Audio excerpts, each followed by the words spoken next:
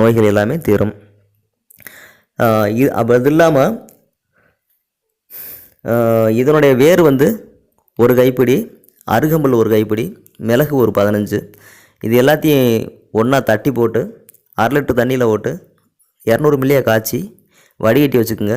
இதை 3 வேளை தினமும் ஒரு 25 ml வீதம் கொடுத்துட்டு வந்தீங்கன்னா கீழ்வாதம், ஆஸ்துமா, கப இருமல், மூச்சுத்திணறல் இந்த பிரச்சனைகளுக்கு ரொம்ப நல்லது. அடுத்து இந்த அருகம்புல், கீழாநெல்லி இதெல்லாம் வந்து ஒரு கைப்பிடி எடுத்துக்கோங்க.